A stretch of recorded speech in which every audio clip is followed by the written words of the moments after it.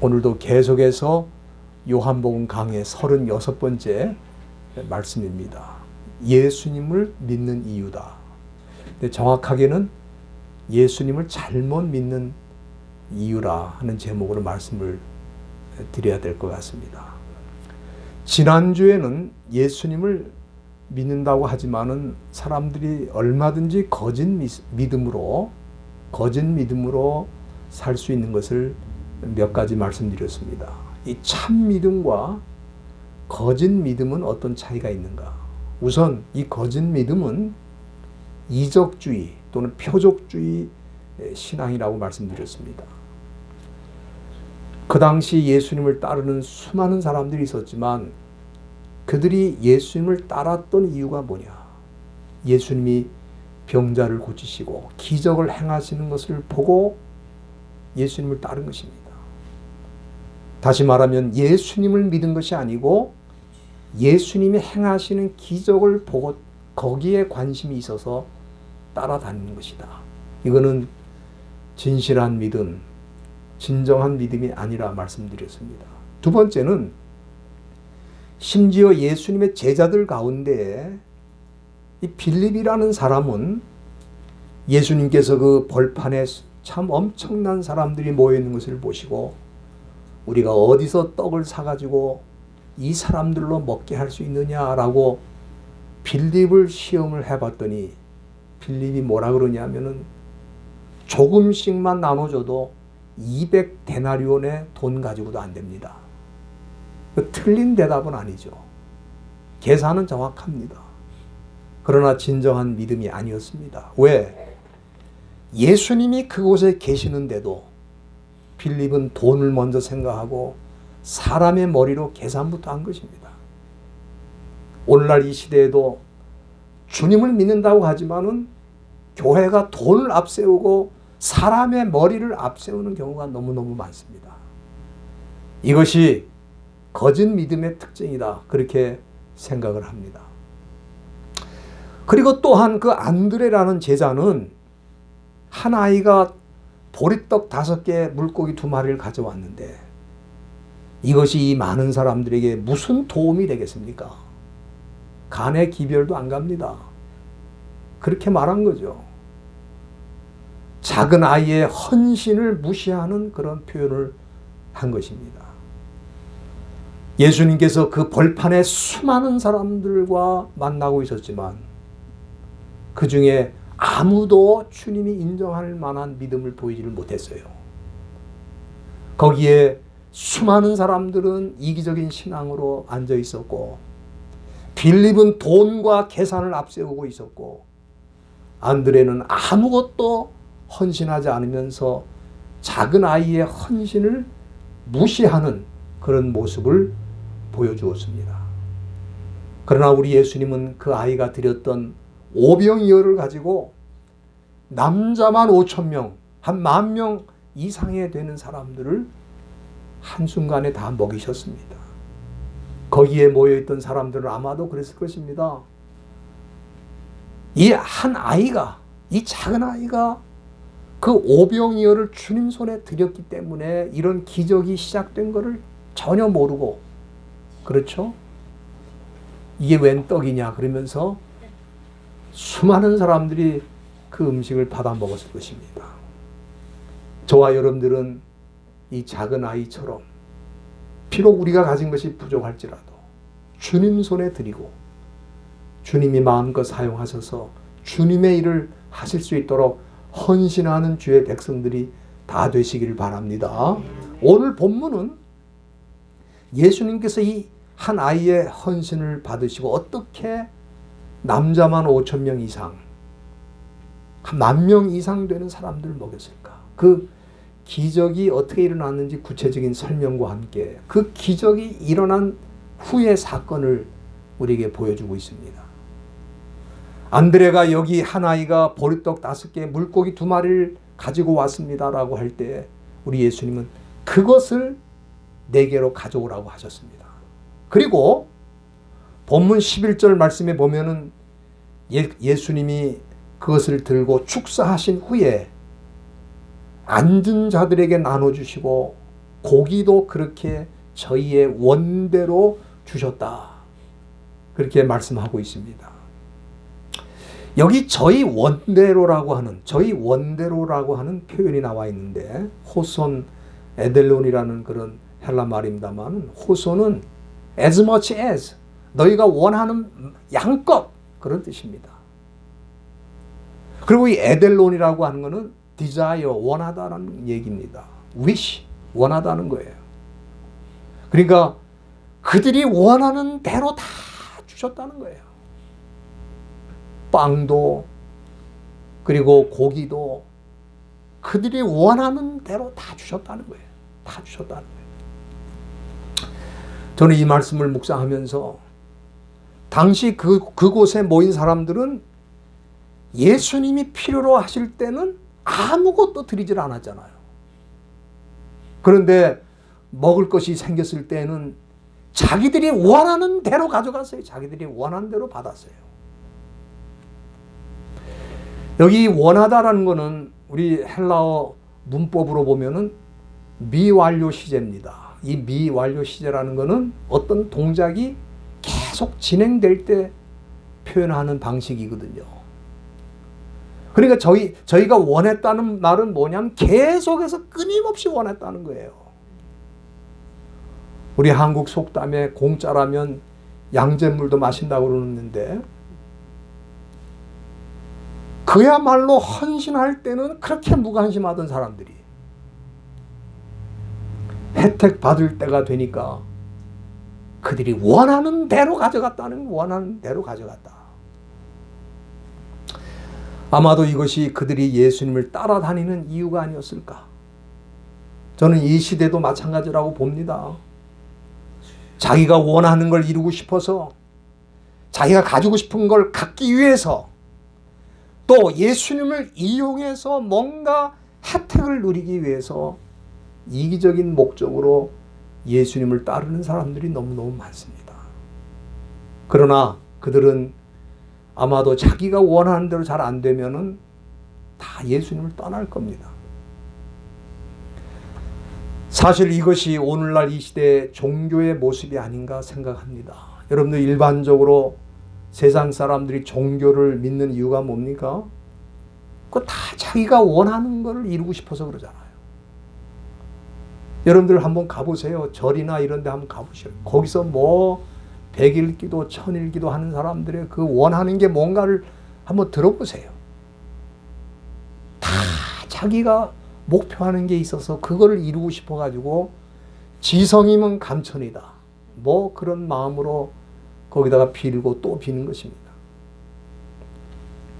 그러나 기독교는 그렇지 않습니다. 기독교는 정확하게 말하면 내가 원하는 것을 이루기 위해서 믿는 게 아니에요. 우리 아버지 하나님이 원하신 뜻을 이루기 위해서 우리가 주님을 따라가는 거예요. 우리 주님이 겟세마네 기도에서 내 원대로 마옵시고 아버지 뜻대로 되기를 원하나이다. 그것이 바로 예수님의 뒤를 따라가는 사람들의 신앙의 모습입니다.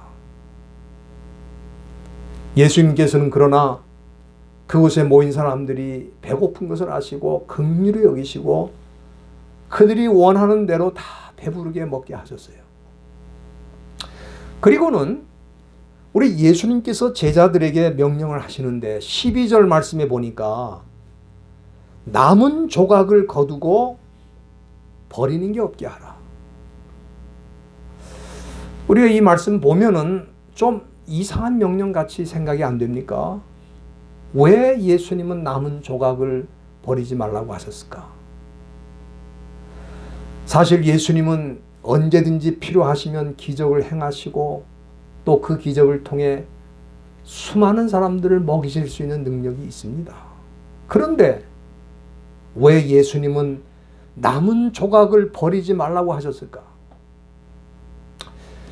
저는 이 말씀을 묵상하면서 두 가지 이유를 발견을 할 수가 있었습니다. 첫째는 음식이 아무리 풍성해도 결코 낭비하지 말아라. 이걸 교훈해 주신 거라고 저는 봅니다. 여러분들 거기 있는 사람들은 조금 전만 하더라도 먹을 것이 없어서 굶주리는 상태였습니다. 그런데 갑자기 먹을 것이 많아졌다고 해서 음식을 먹다가 버리거나 낭비하면 안 되는 거죠. 지금 우리 한국 사람들이 그렇습니다. 여기 계신 분들 가운데에도 보릿고개를 경험하신 분들이 계시잖아요. 먹을 게 없어서 굶주렸어요. 제가 초등학교 다닐 때 우리 친구들 중에도 도시락을 못 싸가지고 와서 물만 먹는 애들을 제가 봤습니다. 그런데 갑자기 모든 것이 풍성해지면서 음식 쓰레기가 넘쳐나고 있습니다. 여기 미국도 마찬가지죠. 전 세계 선진국에서 음식 쓰레기를 절반만 줄여도 전 세계에 굶어 죽는 사람은 없다 이 말이에요. 이것이 불편한 진실입니다. 한편으로는 굶어 죽어가는 사람이 있는데 한편으로는 음식 쓰레기가 그대로 먹지도 않은 채 쓰레기통으로 들어가고 있다 이 말이에요. 저는 우리 믿는 사람들은 가능하면 물자도 절약하고 전기도 절약하고 좀 물 쓸 때도 좀 절약해서 쓰고 좀 절약하면서 살아야 됩니다. 그거는 절약함으로써 다른 사람에게 기회를 줄 수가 있는 거예요. 우리 예수님께서는 그런 면에 선구자가 아니신가?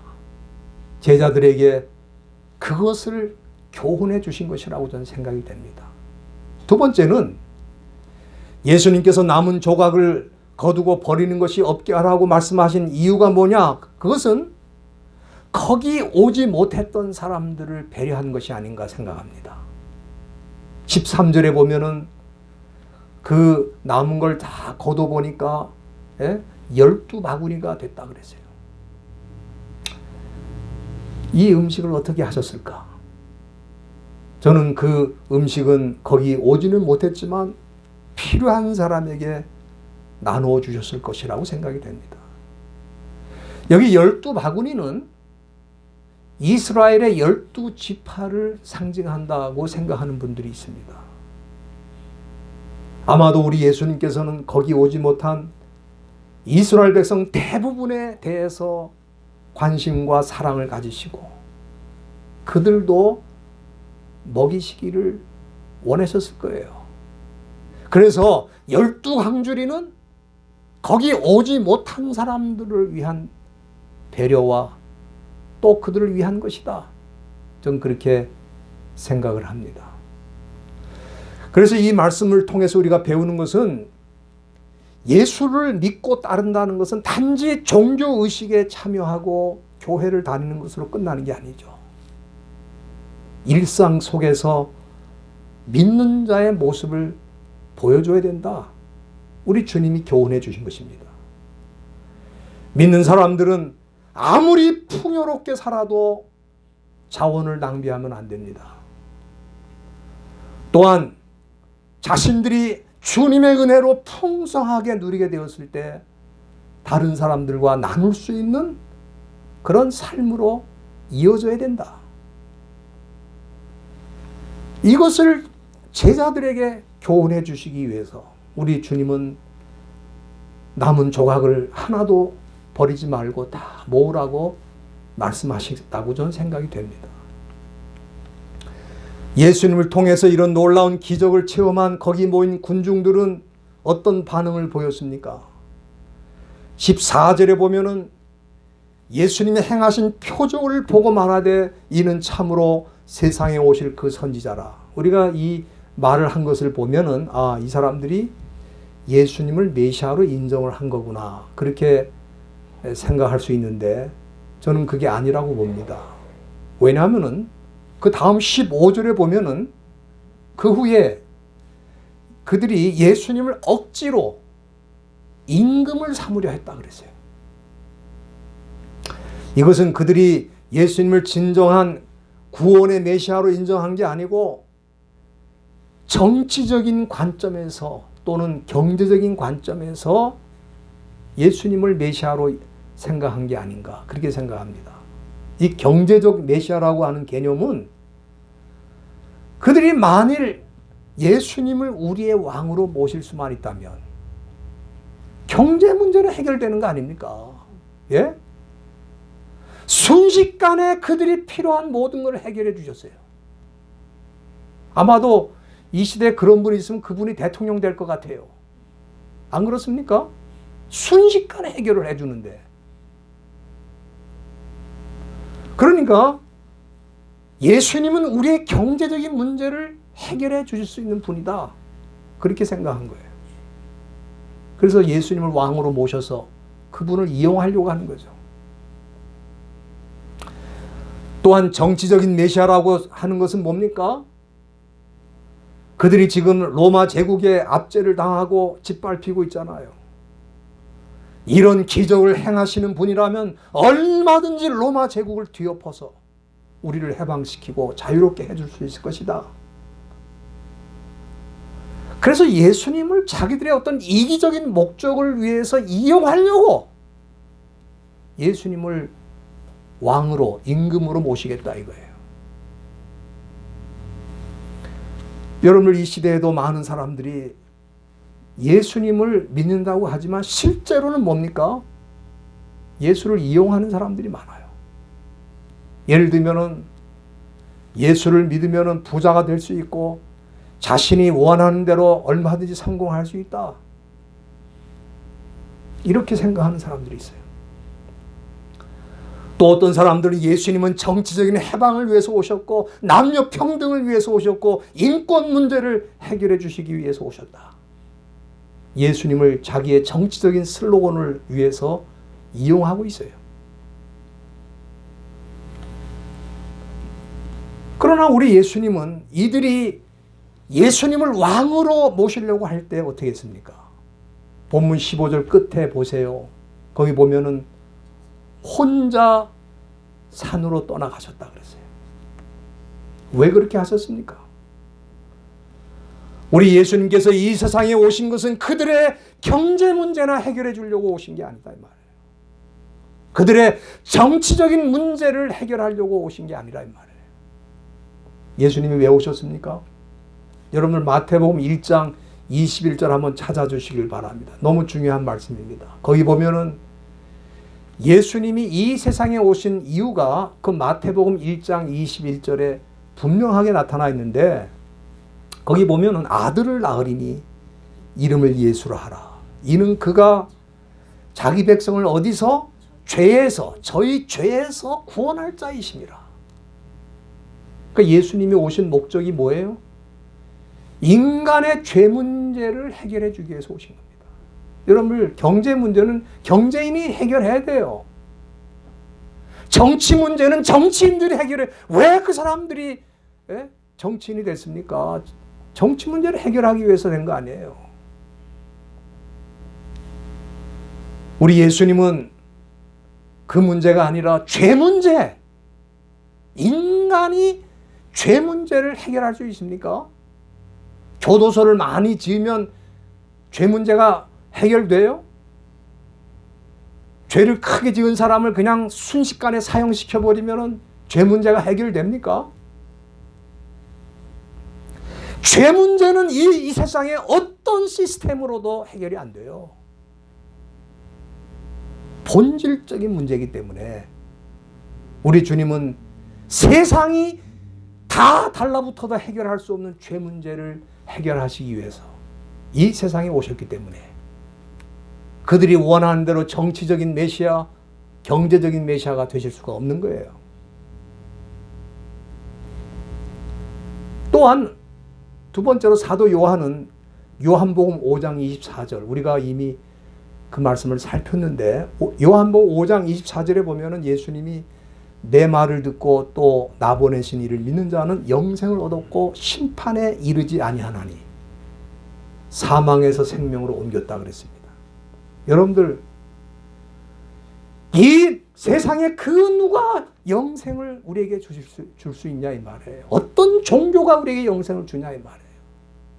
어떤 사상이 우리에게 영생을 약속하고 있어요. 다 죽으면 끝이라는 말만 하고 있잖아요. 그러나 우리 예수님은 우리에게 영원히 사는 길을, 영원히 의미 없이 영원히 사는 것은 정말 그건 필요가 없죠. 그러나 하나님과 함께 의미가 있는 영원한 삶을 살 수 있도록 하시기 위해서 우리 주님이 오셨다 이 말이에요. 그런데 거기 모인 사람들은 우리 예수님께 경제 문제나 해결해 주시고 정치 문제나 해결해 주시기 위해서 우리의 왕이 좀 돼 달라고 하는데 우리 주님이 거기에 따라가시겠어요? 그러니까 어떡합니까? 조용히 산으로 올라가셨어요. 여러분들 그 당시나 이 시대나 예수님을 이용하는 사람들이 너무너무 많아요. 너무너무 많습니다. 교회 안에도 있고 교회 밖에도 있고. 예? 그 왜 그렇게 예수님을 이용합니까? 사탄이 사람들의 영적인 눈을 가리우는 거예요. 여러분들 요즘 사탄이 예수 뭐 필요 없다, 예수 믿지 말아라, 교회 가지 말아라, 사탄이 그렇게 하지 않아요. 교회도 다니고 예수도 좀 믿고 그러라. 그러나 예수님이 우리의 죄 문제를 해결하시고 우리의 영원한 죽고 사는 문제를 해결해 주신 분이 아니고 네 필요, 네가 원하는 거, 네가 갖고 싶은 거, 네가 해결하고 싶은 거, 그런 거 해결해 주는 분이야. 그러니까 뭡니까? 이거는 기독교를 일반 종교의 수준으로 끌어내리는 거예요. 종교 다 똑같은 거야. 네가 원하는 거, 네가 하고 싶은 거, 그거 해결해 주는 거야. 기독교도 그런 수준으로만 믿어라 이 말이에요. 그게 사탄이 하는 전략입니다. 오늘 우리는 본문을 통해서 예수님을 따라다니는 사람 중에는 예수 믿는 이유가 근본적으로 잘못된 사람들이 많이 있다는 것을 우리가 발견할 수 있었습니다. 우리는 예수님께서 왜 음식을 그렇게 풍성하게 주시면서도 버리는 것이 없게 하라고 하셨는지를 잘 깨우쳐야 됩니다. 저는 음식을 낭비하고 자원을 낭비하는 사람은 저는 잘못된 신앙인이라고 생각합니다. 그 사람 예수 제대로 믿는 거 아니에요. 예수 제대로 믿는 분들은 우리 예수님 풍성하게 먹을지라도 남는 걸 버리지 않도록 하는 그런 사람이 예수를 잘 믿는 거예요. 풍성하다고 예쁘게 막 갖다 버리고 그건 안 됩니다. 또한 예수님을 자기의 경제적인 목적이나 정치적인 슬로건을 위해서 이용하려고 하는 것도 예수님을 잘못 믿는 케이스죠. 그거는 기독교를 세상 종교의 수준으로 끌어내리는 것입니다. 저는 예수님을 믿는 분명한 이유는 우리의 죄 문제를 해결하고 우리의 죽음의 문제를 해결하고 영원한 길로 갈 수 있도록 우리 주님이 오셨다는 거, 저와 여러분들은 이것을 분명히 믿는 줄로 확신합니다. 네? 얼마나 감사한지 몰라요. 왜? 아무리 예수님에 대해 정확하게 말씀을 드려도 사탄이 그 눈을 가려가지고 예수님을 자기의 필요한 대로 편리한 대로 믿도록 그렇게 만들거든요. 그러나 저와 여러분들은 바른 길로 이 신앙의 길로 왔기 때문에 얼마나 감사한지요. 이 길로 계속해서 가셔서 승리하시기를 주님의 이름으로 간절히 기원합니다. 기도하시겠습니다.